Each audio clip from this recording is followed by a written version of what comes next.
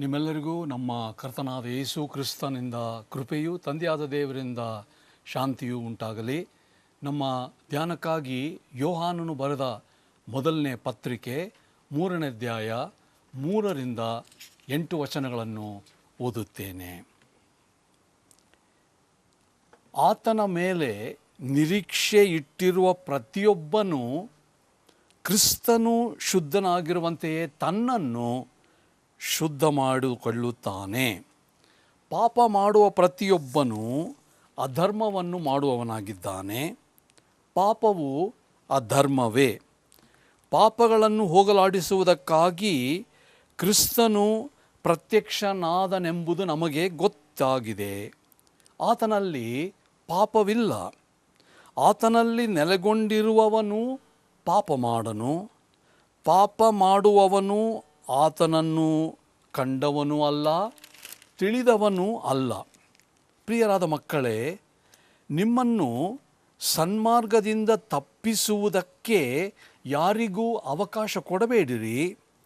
ಕ್ರಿಸ್ತನು ಹೇಗೆ ನೀತಿವಂತನಾಗಿದ್ದಾನೋ ಹಾಗೆಯೇ ನೀತಿಯನ್ನನುಸರಿಸುವವನು ನೀತಿವಂತನಾಗಿದ್ದಾನೆ. ಪಾಪ ಮಾಡುವವನು ಸೈತಾನನಿಂದ ಹುಟ್ಟಿದವನಾಗಿದ್ದಾನೆ. ಆದಿಯಿಂದಲೂ ಸೈತಾನನು ಪಾಪ ಮಾಡುವವನಾಗಿದ್ದಾನಲ್ಲ. ಸೈತಾನನ ಕೆಲಸಗಳನ್ನು ಲಯ ಮಾಡುವುದಕ್ಕೋಸ್ಕರವೇ ದೇವರ ಕುಮಾರನು ಪ್ರತ್ಯಕ್ಷವಾದನು ಎಂಬುದು. ಈ ವಚನಗಳಿಗೆ ಒಂದು ಶಿರೋನಾಮವನ್ನು ಕೊಡಬೇಕಾದರೆ ಹೀಗೆ ಹೇಳಬಹುದೇನೆಂದರೆ, ಶುದ್ಧತೆಯ ಒಂದು ನಿರ್ಬಂಧ ಅಥವಾ ಶುದ್ಧತೆಯ ಒಂದು ಕಟ್ಟುಪಾಡು, ದಿ ಆಬ್ಲಿಗೇಷನ್ ಆಫ್ ಪ್ಯೂರಿಟಿ. ನಮ್ಮ ನಂಬಿಕೆ ಯಾವುದೇ ಇರಲಿ, ತಾರತಮ್ಯವಿಲ್ಲದೆ ನಾವು ಏನೇ ಆಗಿರಬಹುದು, ಏನೇ ನಂಬಬಹುದು, ದೇವರ ದರ್ಶನವನ್ನು ಪಡೆಯಬೇಕೆಂಬ ಒಂದು ಹಂಬಲ, ಒಂದು ಬಯಕೆ ಎಲ್ಲ ಜನರಲ್ಲಿರುವುದು ಸಾಮಾನ್ಯ ಮತ್ತು ಸಹಜ.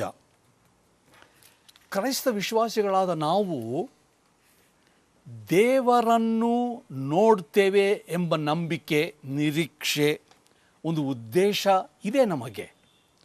ಮತ್ತು ದೇವರ ವಾಕ್ಯದ ಪ್ರಕಾರ ನಾವು ಸಹ ದೇವರಂತೆಯೇ, ಯೇಸು ಕ್ರಿಸ್ತನಂತೆಯೇ ಮಾರ್ಪಡುತ್ತೇವೆ ಎಂಬ ಒಂದು ನಿರೀಕ್ಷೆ ಸಹ ಉಂಟು. All of us, irrespective of the faith that we follow, like to have a vision of God. We Christians, we believers are on the way to seeing God. And we expect and we desire to be like Jesus and like God. ಬಾಳಿನಲ್ಲಿ ಶುದ್ಧತೆ, ಪವಿತ್ರತೆ ಎಂಬ ಗುರಿಗಿಂತ ಹೆಚ್ಚಿನ ಗುರಿ ಇಲ್ಲ. ಇದಕ್ಕಿಂತಲೂ ಮಿಗಿಲಾದಂಥ, ಇದಕ್ಕಿಂತಲೂ ಯೋಗ್ಯವಾದಂಥ ಗುರಿ ಬೇರೆ ಜೀವಮಾನದಲ್ಲಿ ಇರಲಿಕ್ಕೆ ಇಲ್ಲ. ಪವಿತ್ರತೆ, ಶುದ್ಧತೆ ಮತ್ತು ಆಂತರ್ಯದಲ್ಲಿ ದೇವರನ್ನು ಉಳಿಸಿಕೊಳ್ಳುವಿಕೆ ಎಂಬುದು ನಮ್ಮನ್ನು ಶೋಧನೆಗಳಿಂದ ತಪ್ಪಿಸುವ ಒಂದು ಮಾರ್ಗ. ಎಲ್ಲ ಶೋಧನೆಗಳನ್ನು ಜಯಿಸಲು ನಮಗೆ ಕೊಡ್ತಕ್ಕಂಥ ಹುರುಪು, ನಮಗೆ ಕೊಡ್ತಕ್ಕಂಥ ನಡೆಸುವಿಕೆ ಆಂತರ್ಯದ ಶುದ್ಧತೆಯಿಂದಲೇ ಬರುವಂಥದ್ದಾಗಿದೆ. ನಾವು ಪ್ರಯಾಣ ಮಾಡುತ್ತಿರುವ ರಸ್ತೆಯ ಅಂತ್ಯದಲ್ಲಿ ದೇವರಿದ್ದಾನೆ ಎಂಬ ಒಂದು ನಿರೀಕ್ಷೆ ನಮಗಿದ್ದರೆ, ನಿಜವಾಗಲೂ ನಾವು ನಮ್ಮನ್ನು ದೇವರನ್ನು ಸಂಧಿಸಲಿಕ್ಕೆ ಸಿದ್ಧ ಮಾಡಿಕೊಳ್ಳುತ್ತೇವೆ, ತಯಾರು ಮಾಡಿಕೊಂಡು ಪ್ರಯಾಣವನ್ನು ಬೆಳೆಸ್ತೇವೆ. ದೇವರನ್ನು ಸಂಧಿಸಲು ಎಲ್ಲ ಏರ್ಪಾಡುಗಳನ್ನು ಮಾಡುವುದು ಸಹಜ ನಾವು. ಯಾಕಂದರೆ ರಸ್ತೆಯ ಕಡೆಯಲ್ಲಿ ಆತನು ನಮಗೋಸ್ಕರ ಕಾದು ನಿಂತಿದ್ದಾನೆ. There is no greater goal for anyone people of any faith, particularly people who belong to the Christian faith, to maintain inner purity. Because purity, inner purity alone helps each one of us to resist all sorts of temptations. And if we know that at the end of the road, God is waiting for us. At the end of our journey, Jesus is waiting for us. We will make all preparations to meet God. ನಮಗೆ ಆಂತರ್ಯ ಶುದ್ಧತೆ ಮತ್ತು ಆಂತರ್ಯದ ಪರಿಶುದ್ಧತೆಯ ಒತ್ತಾಯವಿದ್ದರೂ ನಮ್ಮ ವ್ಯಕ್ತಿತ್ವಕ್ಕೆ ಇನ್ನೊಂದು ಮುಖ ಇದೆ. ನಮ್ಮ ವ್ಯಕ್ತಿತ್ವದಲ್ಲಿ ಇನ್ನೊಂದು ಭಾಗ ಸಹ ಇದೆ. ಅದೇನೆಂದರೆ ನಮ್ಮ ಪಾಪ, ನಮ್ಮ ಅಧರ್ಮ, ನಮ್ಮಲ್ಲಿರ್ತಕ್ಕಂಥ ಸ್ವಾಭಾವಿಕ ಪ್ರಕೃತಿ, ನಮ್ಮಲ್ಲಿರ್ತಕ್ಕಂಥ ಸ್ವಭಾವ ಏನಂತಂದರೆ ಕಾನೂನು ಇಲ್ಲದಿರುವಿಕೆ. ಅಂದರೆ ನ್ಯಾಯವನ್ನು ನಿರ್ಲಕ್ಷ್ಯ ಮಾಡುವಂಥ ಒಂದು ಪರಿಸ್ಥಿತಿ ನಮ್ಮಲ್ಲಿ. ಅಧರ್ಮ 3ನೇ ಅಧ್ಯಾಯದಲ್ಲಿ ನಾವು ಈಗ ಓದಿದ ಹಾಗೆ 4ನೇ ವಚನ ಏನಂತಂದರೆ, ಪಾಪ ಮಾಡುವ ಪ್ರತಿಯೊಬ್ಬನೂ ಅಧರ್ಮವನ್ನು ಮಾಡುವವನಾಗಿದ್ದಾನೆ. ಅಧರ್ಮ ನಮ್ಮ ಪ್ರಕೃತಿಯೇ ಹೌದು ಎಂಬುದಾಗಿ ಒಪ್ಪಿಕೊಳ್ಳಬೇಕಾಗ್ತದೆ. Though there is the urge for purity in all of us and particularly in Christians, in believers, we have another side in our personality, and that is the sin nature, the guilt of lawlessness, as we read in verse 4. ಇದು ಈ ಒಂದು ವಿಷಯ ಏನಂತಂದರೆ, ಮನುಷ್ಯತ್ವದ ವ್ಯಕ್ತಿತ್ವದಲ್ಲಿ, ಮನುಷ್ಯರ ವ್ಯಕ್ತಿತ್ವದಲ್ಲಿರ್ತಕ್ಕಂಥ ನೈತಿಕತೆಯ ದ್ವಿರೂಪತೆ. ಅಂದರೆ ನೈತಿಕ ರೀತಿಯಲ್ಲಿ ನಾವು ಇಬ್ಬಗೆಯತನವುಳ್ಳವರು.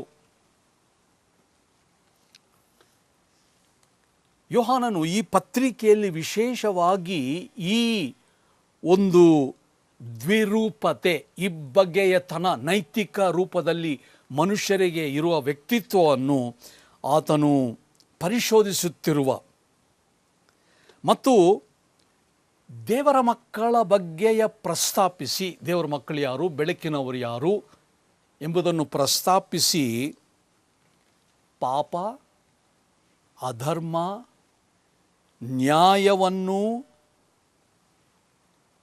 ಉಲ್ಲಂಘಿಸ್ತಕ್ಕಂಥದ್ದು ಏನೆಂಬುದಾಗಿ ಈ ಎರಡನ್ನು ಆತನು ಚರ್ಚೆ ಮಾಡುತ್ತಿದ್ದಾನೆ. This is the moral dualism that John is exploring in this epistle. Having spoken of the status of the children of God, having spoken of the children of light, having spoken of the purity of life, John now mentions certain basic truths about sin, the other side. Certain basic truths about sin. ಮೊದಲನೇದಾಗಿ ಪಾಪ ಅಥವಾ ಅಧರ್ಮ ಅಂದರೆ ಏನು? What is ಸಿನ್? ಪಾಪ, ಅಧರ್ಮ ಒಂದು ಉದ್ದೇಶಕ ಪೂರ್ವಕವಾದಂಥ ಕಾನೂನನ್ನು ಮುರಿಯುವಿಕೆ. ಉದ್ದೇಶಪೂರ್ವಕವಾಗಿ, ಬೇಕಾಗಿ, ಹಠಮಾರಿತನದಿಂದ ಕಾನೂನನ್ನು ಮುರಿಯುವಿಕೆಯೇ ಅಧರ್ಮ ಅಥವಾ ಪಾಪ. ತಮ್ಮದೇ ಆದ ಆಶಾಭಿಲಾಷೆಗಳನ್ನು ದೇವರ ಸ್ಥಳದಲ್ಲಿ ಇಟ್ಟು, ದೇವರಿಗೆ ಕೊಡುವ ಸ್ಥಾನವನ್ನು ತಮ್ಮದೇ ಆಶೆ ಅಭಿಲಾಷೆಗಳಿಗೆ ಕೊಡತಕ್ಕಂಥದ್ದು, ಅನುಸರಿಸ್ತಕ್ಕಂಥದ್ದು, ಅಂದರೆ ತನ್ನದೇ ಸ್ವಯಂ ಅನುಸರಿಸುವಿಕೆ ಇದೆ ಅಧರ್ಮ ಮತ್ತು ಪಾಪ. ಸಿನ್ is lawlessness. It is a deliberate breaking of the law which a person knows very well that to keep the law is to follow God. Therefore, sin is to obey oneself and not God. Sin is to obey oneself other than God. ಎರಡನೇದಾಗಿ ಪಾಪ ಏನು ಮಾಡ್ತದೆ? What sin does? ಪಾಪ ದೇವರ ಕೆಲಸವನ್ನು ರದ್ದುಗೊಳಿಸುತ್ತದೆ. ಯೋಹಾನನು ಪತ್ರಿಕೆ ಬರೆಯುವಾಗ 1ನೇ ಅಧ್ಯಾಯ 21ನೇ ವಚನದಲ್ಲಿ ಯೇಸು ಕ್ರಿಸ್ತನು ಬರುವುದನ್ನು ನೋಡಿ ಏನು ಹೇಳ್ತಾನೆ? ಇಗೋ, ಲೋಕದ ಪಾಪವನ್ನು ಹೊತ್ತುಕೊಂಡು ಹೋಗುವ ದೇವರ ಯಜ್ಞದ ಕುರಿ. ಅಂದರೆ ಲೋಕದ ಪಾಪವನ್ನು ಹೊತ್ತುಕೊಂಡು, ಅಂದರೆ ಪಾಪ ನಿವಾರಣೆಗಾಗಿ ಯೇಸು ಕ್ರಿಸ್ತನು ಬಂದನೆಂಬುದಾಗಿ ಹೇಳುವಾಗ, ದೇವರ ಕುರಿ ಮರಿಯಾದಂಥ ಯೇಸು ಕ್ರಿಸ್ತನು ಮಾಡಿದ ಪುಣ್ಯ ಕಾರ್ಯವನ್ನು ರದ್ದು ಮಾಡೋದು, ಇಲ್ಲದಂತಾಗ ಮಾಡುವುದೇ ಪಾಪದ ಕೆಲಸ. ಪಾಪವು ಕ್ರಿಸ್ತನ ಕೆಲಸವನ್ನು ರದ್ದು ಮಾಡುತ್ತದೆ. ಸಿನ್ undoes the work of Jesus Christ. When John saw Jesus Christ coming, he says, "Look, behold, the Lamb of God who takes away the sin of the world."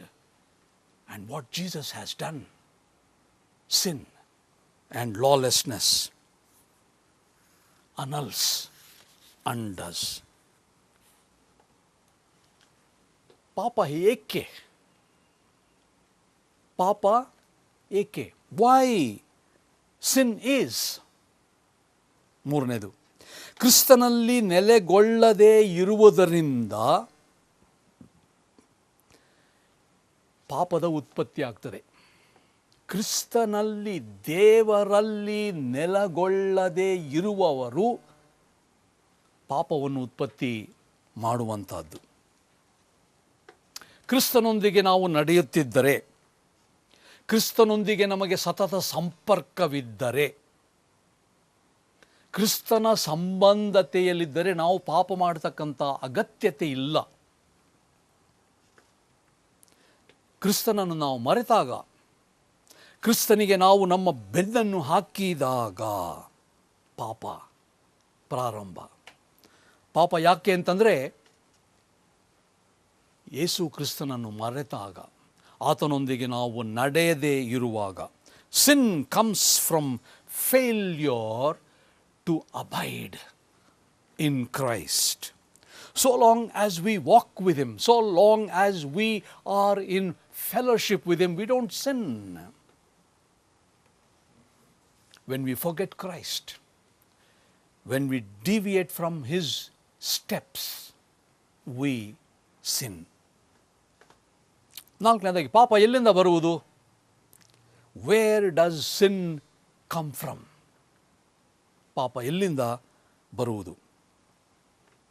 ಪಾಪ ಸೈತಾನನಿಂದ ಬರುವುದು. 8ನೇ ವಚನ, ಪಾಪ ಮಾಡುವವನು ಸೈತಾನನಿಂದ ಹುಟ್ಟಿದವನಾಗಿದ್ದಾನೆ, ಆದಿಯಿಂದಲೂ ಸೈತಾನನು ಪಾಪ ಮಾಡುವವನಾಗಿದ್ದಾನಲ್ಲ.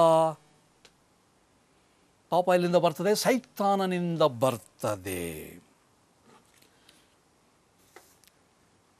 ಮನುಷ್ಯ ಮಾತ್ರದವರಾದ ನಾವು ನಮ್ಮ ಆನಂದಕ್ಕೆ, ನಮ್ಮ ತೃಪ್ತಿಗೆ, ನಮ್ಮ ಸಂತೋಷ, ಹರ್ಷಕ್ಕೆ ನಾವು ಒಮ್ಮೊಮ್ಮೆ ಪಾಪ ಮಾಡ್ತೇವೆ. ಆದರೆ ಸೈತಾನನು ಪಾಪದ ತತ್ವದಲ್ಲಿರ್ತಕ್ಕಂಥವನು. ಆತನ ತತ್ವವೇ ಪಾಪ, ಆತನ ಸ್ವಭಾವವೇ ಪಾಪ, ಆತನ ಪ್ರಕೃತಿಯೇ ಪಾಪ. ದೇವರಿಗೆ ಪ್ರತಿಕೂಲವಾದ ಒಂದು ಶಕ್ತಿ ಇದೆ, ಒಂದೇ ಶಕ್ತಿ. ಯಾವುದಂದರೆ ಅದು ಸೈತಾನನ ಶಕ್ತಿ. ದೇವರಿಗೆ ವಿರೋಧವಾದದ್ದು ಒಂದೇ ಶಕ್ತಿ, ಅದು ಸೈತಾನನ ಶಕ್ತಿ.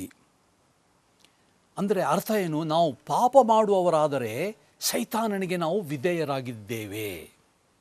ಯಾಕಂದರೆ ಸೈತಾನನು ದೇವರಿಗೆ ವಿರೋಧ. ಪಾಪ ಮಾಡುವವರು ಸೈತಾನನಿಗೆ ವಿಧೇಯರು, ದೇವರಿಗೆ ವಿರೋಧಿಗಳು ಆಗಿದ್ದಾರೆ. Sin comes from the devil, Satan, verse 8. We all sin for the sake of pleasure. Sometimes we enjoy the sin, and sin gives us pleasure. But the devil sins as it is his principle. That is his nature. Devil is a power hostile to God. To sin is to obey devil and to be hostile to God.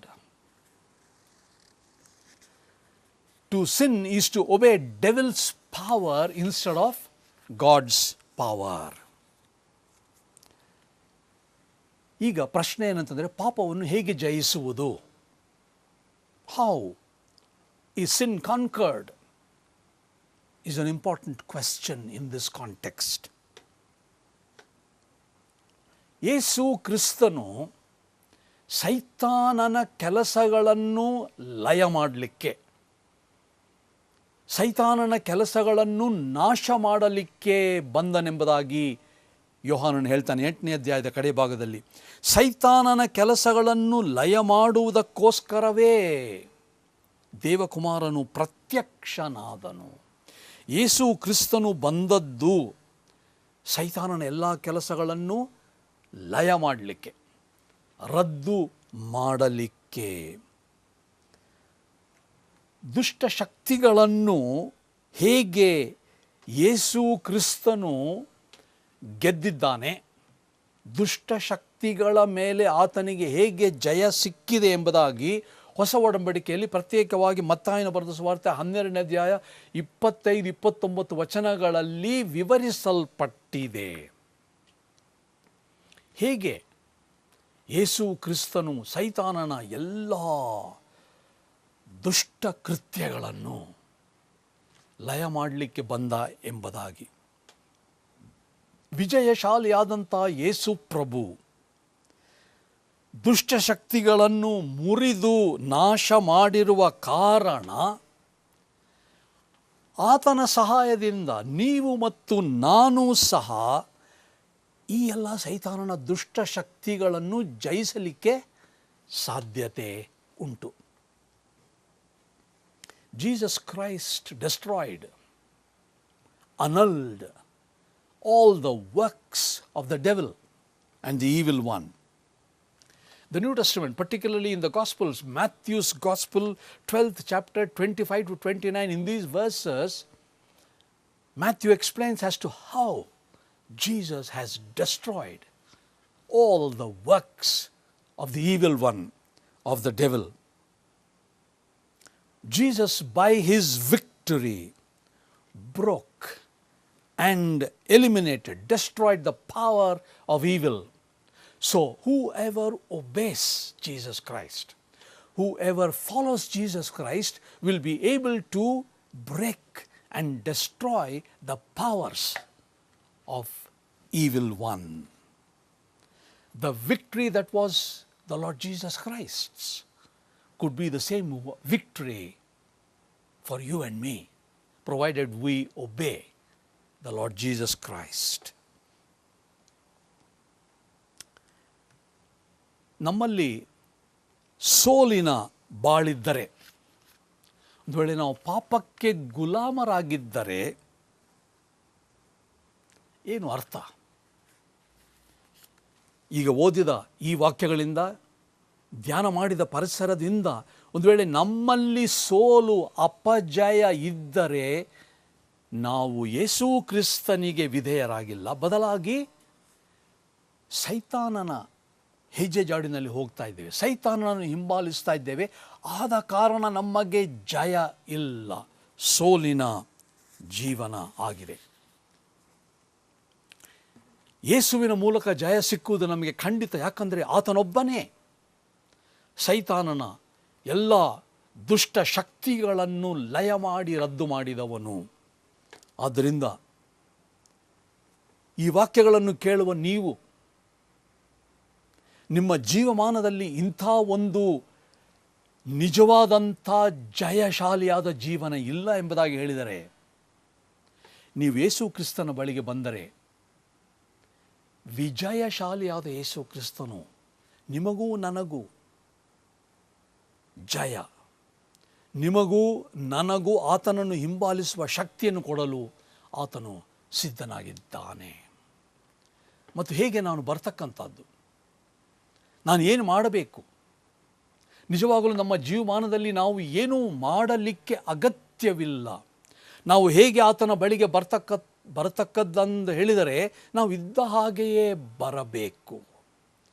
ಯಾಕಂದರೆ ನಮ್ಮ ಪ್ರಕೃತಿ ಏನೆಂಬುದಾಗಿ ಆತನು ಬಲ್ಲನು, ನಮ್ಮಲ್ಲಿರ್ತಕ್ಕಂಥ ಈ ಹೋರಾಟ ಏನೆಂಬುದಾಗಿ ಆತನು ತಿಳಿದವನಾಗಿದ್ದಾನೆ. ಈ ಕಾರಣದಿಂದ ಪಾಪ ಏನು, ಪಾಪ ಅಧರ್ಮ ಎಲ್ಲಿಂದ ಬಂತು, ಈ ಪಾಪವನ್ನು ನಾವು ಜಯಿಸುವುದು ಹೇಗೆ, ಈ ಪಾಪದಿಂದ ನಮಗೆ ಬಿಡುಗಡೆ, ಈ ಪಾಪದ ಮೇಲೆ ಜಯ ನಮಗೆ ಹೇಗೆ ಎಂಬುದಾಗಿ ಸಂತ ಯೋಹಾನನು ಬಹಳ ಸರಳ ರೀತಿಯಲ್ಲಿ ನಮಗೆ ತಿಳಿಸಿದ್ದಾನೆ. ಇದನ್ನು ನಾವು ಪರಿಪಾಲನೆ ಮಾಡುವುದಾದರೆ ನಮ್ಮ ಜೀವನದಲ್ಲಿ ಜಯ, ನಮ್ಮ ಹೋರಾಟದಲ್ಲಿ ನಮಗೆ ಜಯ ಸಿಕ್ಕಿ ನಾವು ಜಯಶಾಲಿಗಳಾಗ್ತೇವೆ. ಇಂದು ನೀವು ನಿಮ್ಮ ಜೀವನವನ್ನು ಪರೀಕ್ಷಿಸಿರಿ, ಹೋಲಿಸಿ ನೋಡಿ. ಪ್ರಾರ್ಥನೆ ಮಾಡೋಣ. ಸರ್ವಶಕ್ತನು ಮತ್ತು ಪ್ರೀತಿ ಸ್ವರೂಪನಾದ ನಮ್ಮ ತಂದೆಯಾದ ದೇವರೇ, ನಮ್ಮ ಜೀವನದಲ್ಲಿ ಇಬ್ಬಗೆತನ ಇದೆ. ಒಮ್ಮೊಮ್ಮೆ ನಾವು ಮೇಲೆ, ಮತ್ತೊಮ್ಮೆ ಕೆಳಗೆ, ಒಮ್ಮೆ ನಾವು ಬೆಟ್ಟದ ಮೇಲೆ, ಮತ್ತೊಮ್ಮೆ ಕಣಿವೆಯೊಳಗಿದ್ದೇವೆ. ನಮ್ಮನ್ನು ನೀನು ಕ್ಷಮಿಸು, ಅಂಗೀಕರಿಸು. ಇದ್ದ ಹಾಗೆ ಬರ್ತೇವೆ ಸ್ವಾಮಿ. ನಮ್ಮ ಜೀವನದಲ್ಲಿ ಜಯವನ್ನು ಕೊಡು, ನಿನ್ನನ್ನು ಹಿಂಬಾಲಿಸುವಂಥ ಶಕ್ತಿ ಕೊಡು. ಪಾಪ ಅಧರ್ಮ ಎಂಬತಕ್ಕಂಥದ್ದು ಸೈತಾನನಿಂದ ಬಂದ ಕಾರಣ, ನೀನು ಆತನನ್ನು ಜಯಿಸಿದ ಪ್ರಕಾರವೇ ನೀನು ನಮ್ಮಲ್ಲಿದ್ದರೆ, ನಾವು ನಿನ್ನಲ್ಲಿ ನೆಲೆಗೊಂಡಿದ್ದರೆ ಖಂಡಿತ ನಮಗೆ ಜಯ ಎಂಬುದಾಗಿ ನಂಬುತ್ತೇವೆ. ನಮ್ಮನ್ನು ನೀನು ಸ್ವೀಕರಿಸು, ನಿನ್ನ ಮಕ್ಕಳನ್ನಾಗಿ ಅಂಗೀಕರಿಸಿ ನಮ್ಮನ್ನು ರೂಪಾಂತರ ಪಡಿಸಬೇಕೆಂದು ಪ್ರಭುವಾದ ಯೇಸು ಕ್ರಿಸ್ತನ ಹೆಸರಿನಲ್ಲಿ ನಿನ್ನನ್ನು ಪ್ರಾರ್ಥಿಸ್ತೇವೆ ತಂದೆಯೇ. ಆಮೆನ್.